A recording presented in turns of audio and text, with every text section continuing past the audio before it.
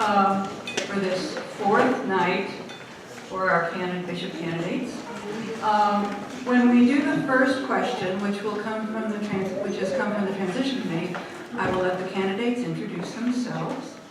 I am Kathy Masek. I'm the rector at St. Peter's Episcopal Church in La Grande and co-chair with Charlie Cagle of the transition committee. The other members of the transition committee are Ruth Sue from Hood River and Roy Green from Sun River. Didn't think to ask this last night, but how many churches are represented? I know St. Peter's is here, raise your hands. And St. Stephen's, of course. And Ascension School is here. Patty, yeah. And I know we have some from Ontario. And Enterprise. Anyone else? Sumter, yay! And Burns is here. Charlie's from Burns, yes. And I think Martha, you live in Walla Walla now too. And Ben? And Ben, that's right. Okay. So welcome. So here's how the evening will go. Janet will start us off with a prayer. We'll ask the question from the transition committee first, and each candidate will respond to that. And then I will ask questions that have been submitted by folks from this convocation. After, might be close to an hour, we will have some time for questions from the floor. I have put 3x5 cards at the end of all the pews, so if you're listening to the conversation and you think of something you want to ask, you can write it down, so you won't forget, because if you're like me, you'd forget. So you can do that. I will call on you during that time, and just remember to speak up loudly because we are being recorded. Okay. For those questions, as you know, there are certain boundaries as far as asking questions. The Episcopal Church prohibits discrimination based on age, gender, sexual orientation, marital status, and race. So no questions on those, obviously. And we know that whatever questions you ask, they will be respectful and appropriate. Janet.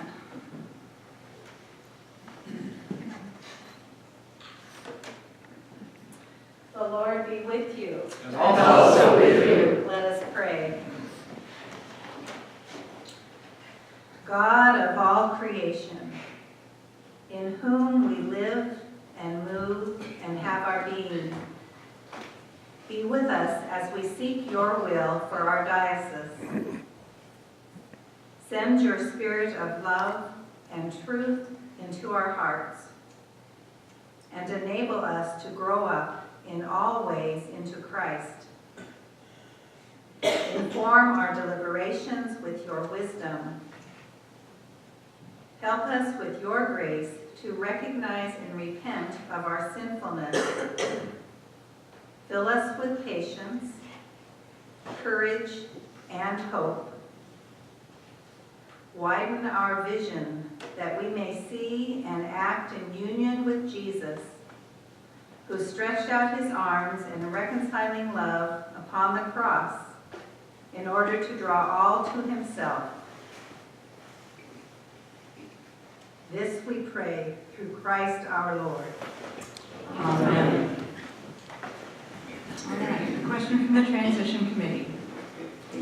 What is it in your experience that prepares you to be a bishop?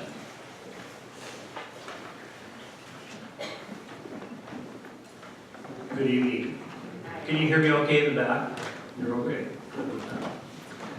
Well, it is such a joy to be with you tonight, and I must admit, this is our, as I mentioned, our fourth evening with congregations throughout Eastern Oregon, and I'm reminded a bit because we've been making this journey together starting literally months ago, obviously, and our deep appreciation, which I know the other two share with me, and we do mention and want to give acknowledgement to the search committee that has done such a marvelous job in helping us to be here and participate with you in this discernment. So the tremendous work, which oftentimes goes unnoticed at this point, that they've spent months, if not over a year, I suspect, preparing for this kind of event. So our deep appreciation to their care over the months, and to the transition committee that has just been stunning, and all the congregations, and to you for your hospitality. Thank you.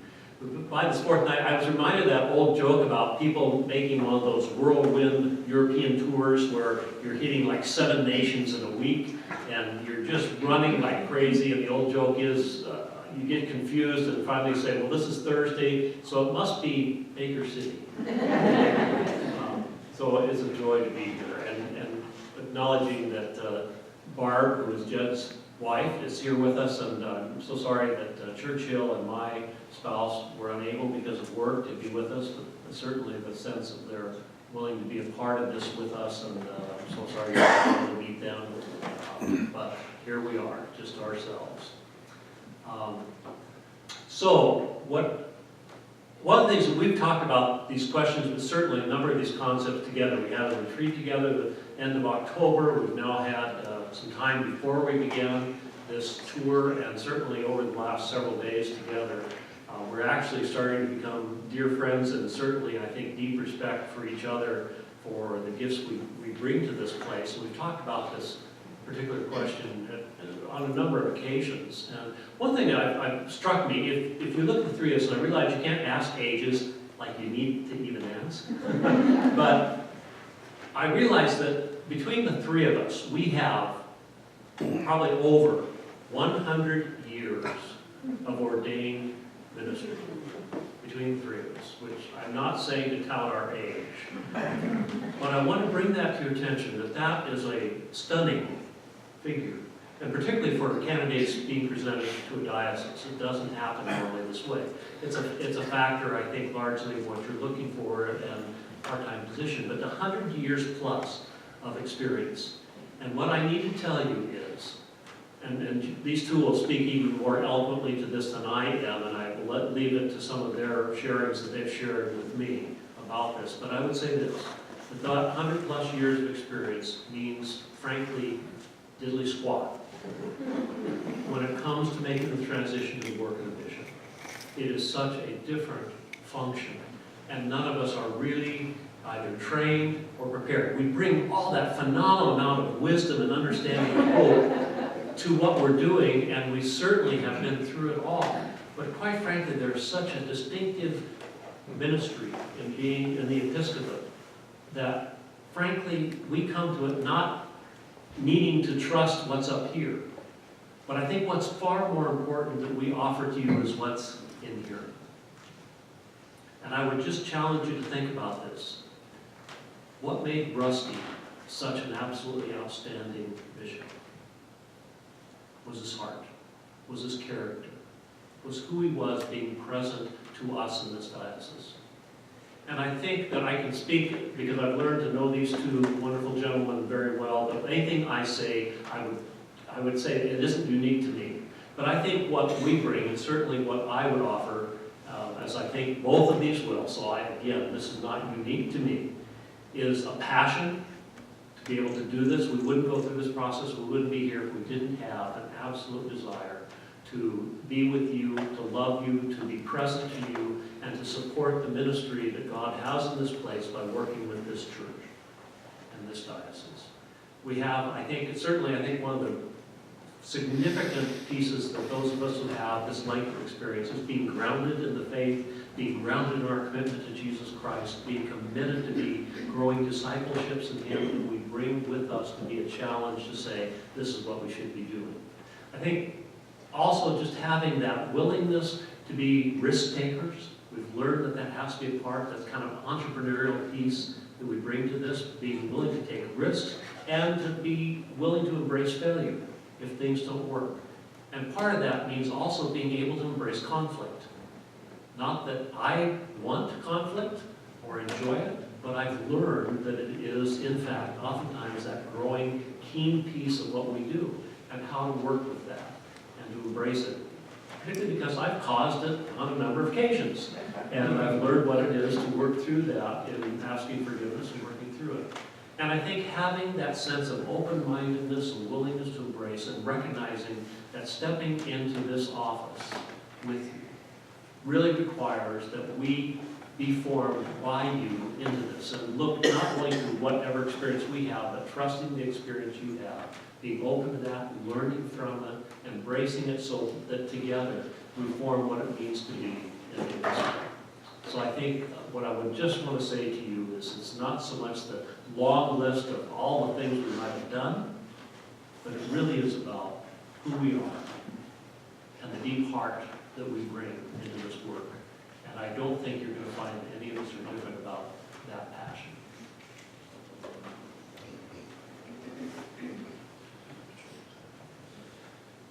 Well, darn, I was going to give you my long list of, I'm Jed Holdorf. I currently serve at Trinity in Bend. So I want to, I begin with the same words of appreciation. So thank you, members of the Search and Nominating Committee, members of the Transition Committee, all of you for your hospitality this evening. I thank you for the privilege of standing in this position here this evening. I also want to introduce, and Pat did give a nod, but I just want to introduce my wife, Barb Morris.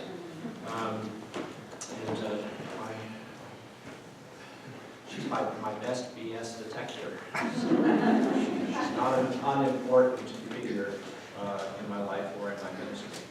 And I thank these two guys here, in addition, for their being so gracious about it, because it could have been awkward for her to come along when neither of their wives could, and they've been just truly lovely. And so we all get to enjoy her company, and I'm grateful for that as well. So, grateful from start to finish. He said a lot of that, and when Churchill comes up, he'll say, ditto, or something to that effect.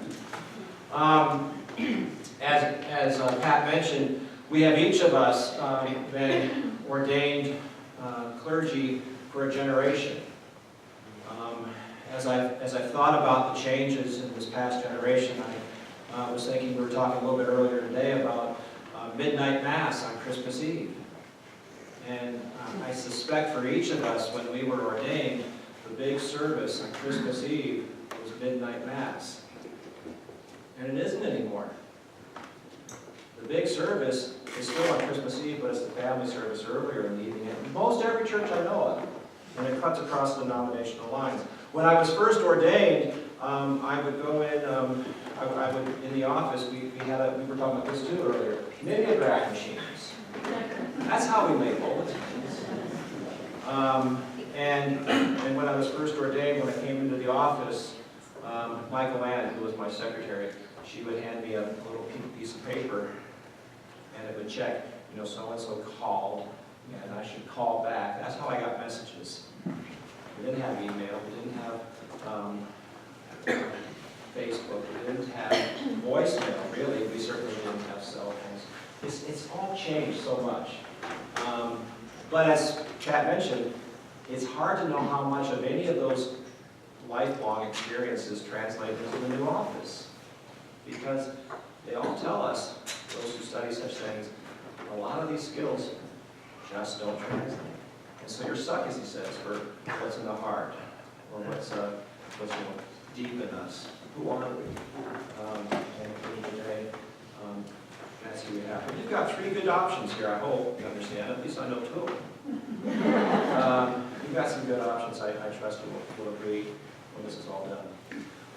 As I think about my, perhaps, experiences, I'm actually going to think about one experience with you particularly, and that is an experience early on in my ministry, and it did involve conflict, and it did involve me at the heart of it. Though I will insist to this day, I wasn't really the problem. I got the brunt of it.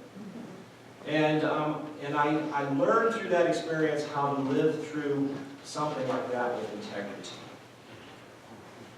And I had a lot of help in doing that. Chilton Knudsen was in the diocesan offices at the time in Chicago. Now the bishop called to replace Heather Cook in Maryland. If you know that story about the bishop there who killed a man in a texting drunk driving incident. And Chilton is the perfect person to go in there and help them work through those issues. Chilton was my lifesaver at that time. I knew enough to reach out for some help. And I had other professional help too. I was a counselor, I would see, who helped me be really clear about how to be helpful. and lay people in the parish. My senior warden, with whom I had very close conversations, and others in leadership positions. And when I had to sit through an hour-long harangue from somebody who thought I was, in her words, among other things, the Antichrist, and when implicit threats of violence were uttered against me, I sat through that with 3 phrases, and they're still etched on the inside of my skull. Don't attack, don't defend, and don't retreat. And I needed to work through that process with her in a way that was healthy and appropriate and always in good conversation with other people in all kinds of leadership positions. And ever since then, I think I've exercised those muscles.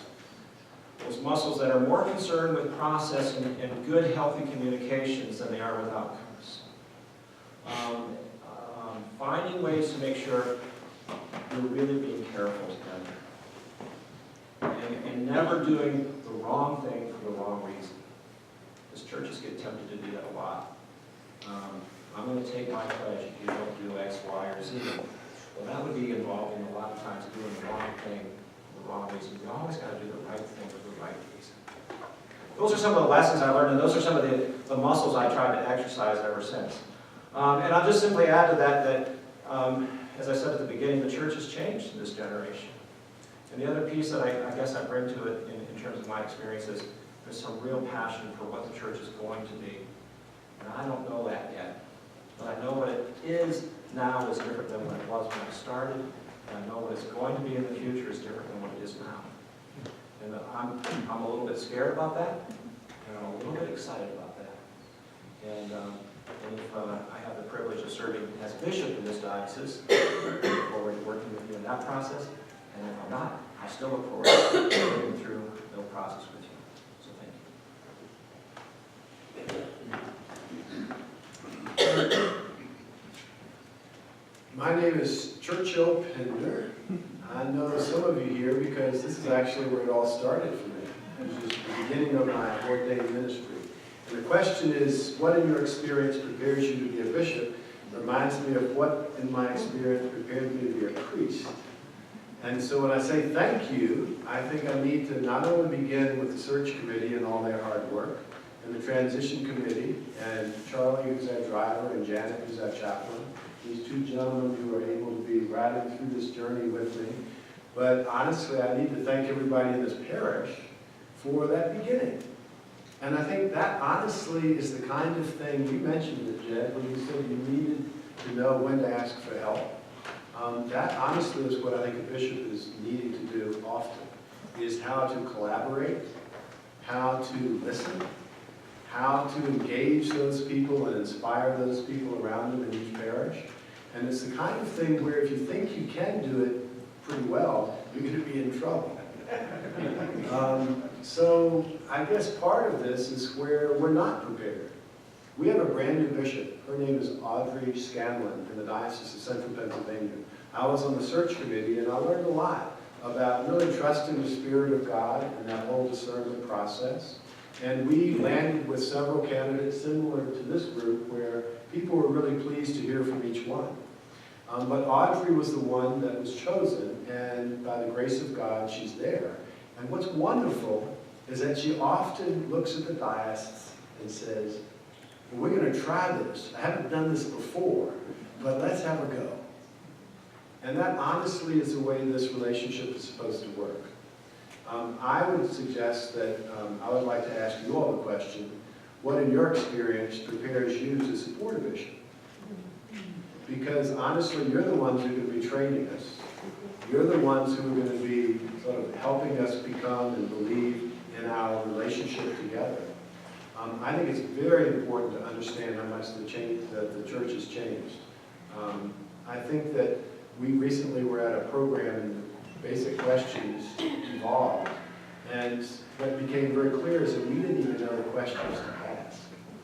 I mean, life has changed. So part of what we're going to have to do together is discern. What are the right questions? who do we want to be? I have a model that I'm going with right now, and Audrey Scanlon is sort of coaching us in the missional journey. And it really comes back to the purpose and mission of the church. Remember in your prayer book? You all know all the outline of faith questions? Yeah.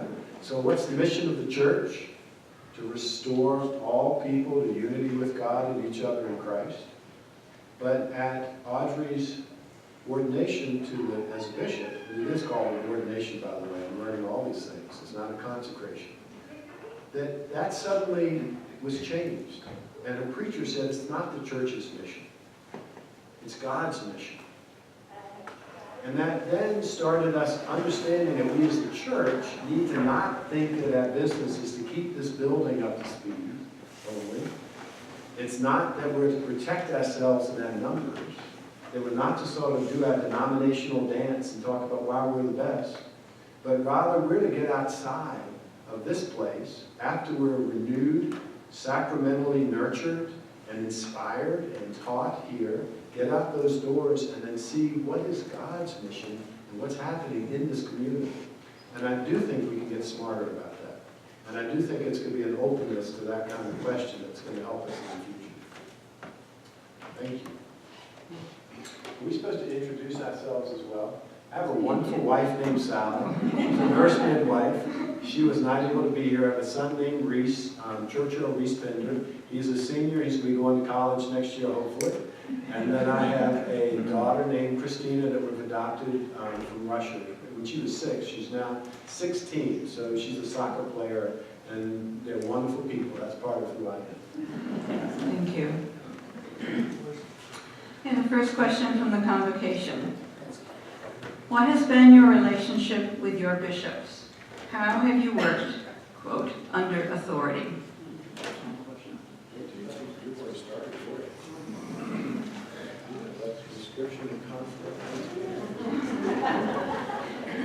He's helping me out with my answer. Yeah, really, been helping me out. My bishop, during that particular conflict I mentioned, my bishop at the time was Frank Griswold, who later on became the presiding bishop, of course. And my relationship with him was a wonderful one, in part because of his support for me during that time. I remember sitting in the sanctuary, kind of in this position roughly, if you will, in the sanctuary. I remember standing with him and we were talking, and he expressed to me the hope, because that congregation actually had some historic conflict. The rector before me had been forcibly removed. And he expressed to me the hope that I would stay there 7 years, because they needed a good solid 7 years. And then he said, my hope is after 7 years you'll leave with things feeling healthy. I stayed there 12, and things did in fact feel very healthy at the end of that. Partly because he encouraged me to stick with it when I really wasn't sure I wanted to. So that's a piece of my relationship with these that. We were talking earlier in the week in response to another question, kind of like this, about how we want to be remembered. And I started by just thinking about some of the bishops I remember most fondly. I remember Michael Hanley, Bishop of Oregon, who after my mother died a few years back at the age of 92, he tracked me down in Michigan. I was actually in the funeral home at the time for the visitation, and Michael Hanley called to offer condolences. Just a simple act of caring, but it means so much. Frank Griswold, again, I think of, who, when a priest's wife died, went to the funeral. This priest, not my kind of priest. Well, that's not the right way to say it. He's not the kind of priest I am. He absolutely needed to do the service. He needed to preach, he needed to preside, he needed to do those services. God forbid I'm in that position, I need to be in the front pew crying. But that's not who that priest was. He needed to be up front, doing what he always did. And Frank Griswold came out to the service and was an acolyte. So those are some of the bishops with whom I've had relationships, warm relationships, positive relationships, who have been there for me when I needed them, or who have shown that they're always going to be there for us when we need them. And there have been other bishops with whom my relationships haven't been so warm. And I think about them, and I think in terms of bishops who I guess one way or another conveyed to me the message that I needed to be there for them. And those are the bishops I mostly kept my head down and stayed out of trouble with, to be honest. But the bishops with whom I've had the best relationships, and by and large, I've had pretty good relationships with my bishops. The bishops with whom I've had good relationships have been bishops who have opened their arms to me, supported me, and invited me to care about them in turn. And I've been privileged to serve with a good number of those bishops. Bishops with whom I didn't necessarily agree, starting with Terry Kelsham when I was in Diocese of Rio Grande once upon a time. Probably different on just about any issue you can imagine. But he was there for me if I needed him, and I knew it. On through my relationship with Nettie. And I find her personally to be very warm and supportive and a good spirit to her, and I appreciate that.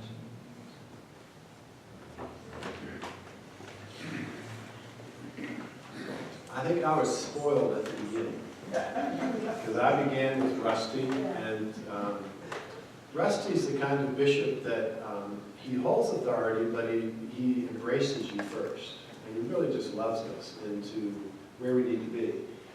I never did end in a conflict at all with Rusty, so I'm not sure how that would have played out if we had really been on a separate side of the question. But that I think is something that I have lived through with other bishops. From here I moved to Charlie McNutt, who was just a gem. And he, as I was the canon of the cathedral and worked with him often, we actually shared the same offices. He was the one that when Edmund Browning ran into trouble with the person with the finances, invited Charlie McNutt up there. And he was that kind of trusting soul. And he, again, was just a wonderful soul. I then landed in Long Island, and it was a very different conversation. I basically, what did you say? Kept your distance? We basically had a bishop that was very difficult to deal with, and there was a whole lot of conflict in the diocese. I was the president of the Clergy Association, and we used to have to get Auburn Institute people to come in and sort of try to figure out what was happening systemically in the diocese. And I have more stories that you all really don't want to hear. But in the end, landing back in the diocese of, ended up back in the diocese of Central Pennsylvania, and Nathan Baxter was there, and we had to raise him up as a bishop. He did things very differently than I would, and I did things very differently than him. I was the dean of the cathedral, and I don't know if you know this, but after a person is ordained a bishop, the next day they often go into the cathedral, knock on the door, and the dean has to open it. And Nathan was really wondering if I was going to open the door. But with great, we had a wonderful relationship, very different styles. Living under authority, I think, is really a large part of this question. And I think it's something that every single one of us needs to understand is shared. The reality is that any priest ever would follow a crucifer from the back of a congregation, through the congregation, and then walk up to the front. That's very important symbolism that essentially the congregation is giving us authority for the privilege to walk and then lead service. That's a very sort of simple but very direct understanding that they're offering us that gift. And I think bishops are given that through priests, and priests need to understand that as they relate with a bishop and respond to it. And I think that that's one thing, again, it's a collaborative privilege to be able to share and to deal with that authority. So I hope that helps with that question.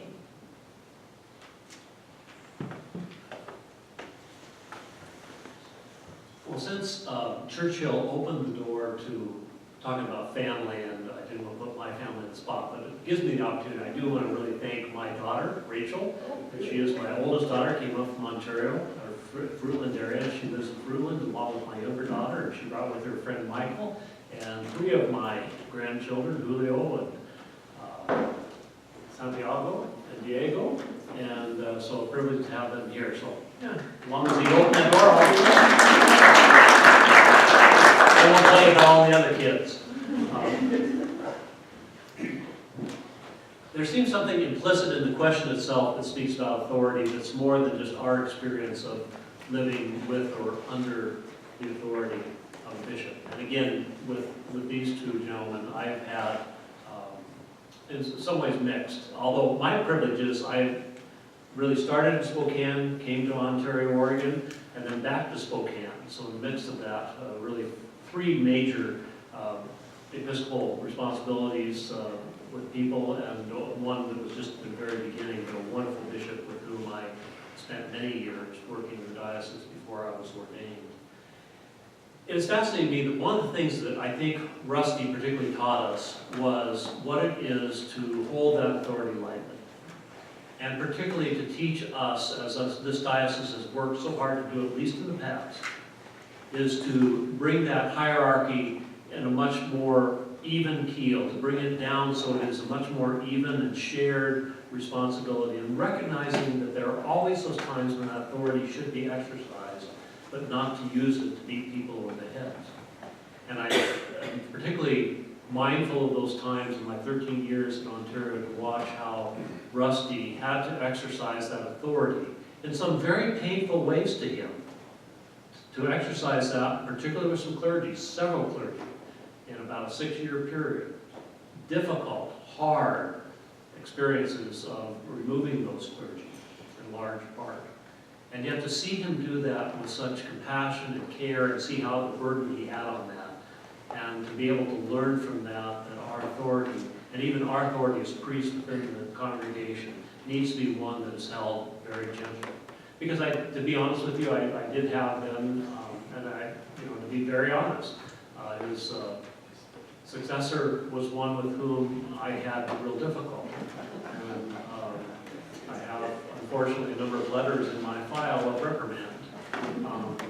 And learning what it was to be as gentle and fair with that, at the same time learning what it is to stand up as best I could to that without being offensive.